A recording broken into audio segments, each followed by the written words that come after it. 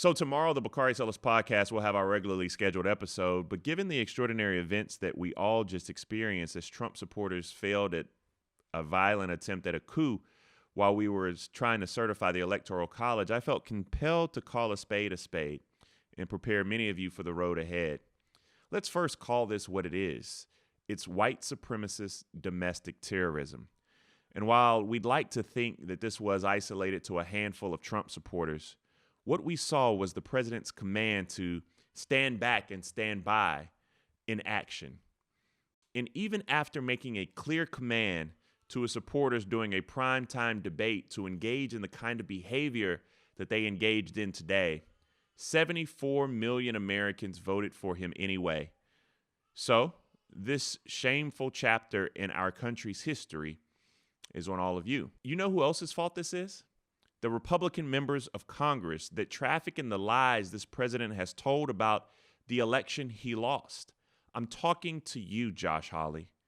I'm talking to you, Ted Cruz. I'm talking to the Republican members of the South Carolina delegation, William Timmons, Joe Wilson, Jeff Duncan.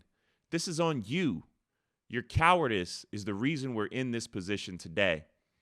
Because as you sat safely in bunkers on Capitol Hill, you were shielded from the consequences of the dangerous rhetoric around stolen elections that you all have been peddling since Election Day. And this all happened while actual D.C. residents live in fear as they see their city besieged by a bunch of white supremacist domestic terrorists. This is all on your hands. Now, I've seen a few commentators say that this isn't America. This absolutely is America. Violence is as American as apple pie, and in a way, President Trump and today's events were our chickens coming home to roost. 74 million Americans were willing to support the guy who saw good people on both sides of Charlottesville, snatch children from their parents at the border, and dispatch police on American citizens protesting police brutality, but stood by as his supporters stormed the Capitol. These MAGA bigots went to high school with us. They work in our office buildings. They are Americans. We need to put to bed the lie that what we saw today wasn't us. This is us. And it's up to us to fix it or let it consume us. The choice is ours. And for Democrats know that this rhetoric and soft shoeing around unity and healing, that's just bullshit. We're at a different point in our country's history.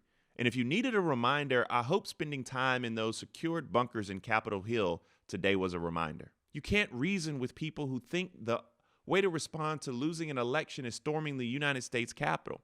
These people need to be prosecuted and arrested. They need to lose their jobs and their businesses.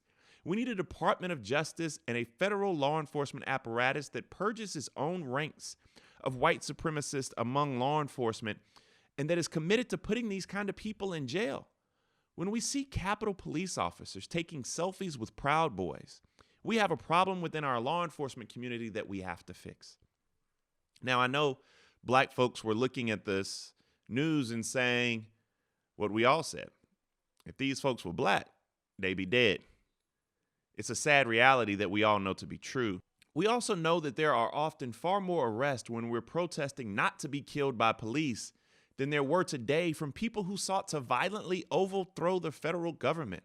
Let that sink in. The Proud Boys get to go home after an armed standoff at the U.S. Capitol. But if you protest your local police, your mama needs to have some bail money for you. Think on that.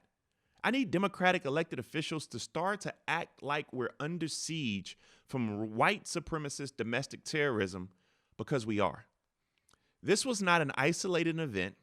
This was a declaration of war and a new chapter in our politics brought to you by selfish, cowardly Republicans led by Donald Trump. Speeches about coming together and protecting democracy don't take down Proud Boys. Only a forceful response to this type of terrorism will. I hope this incoming administration is up to the task. And as we say at the end of every Bakari Sellers intro, that's that on that.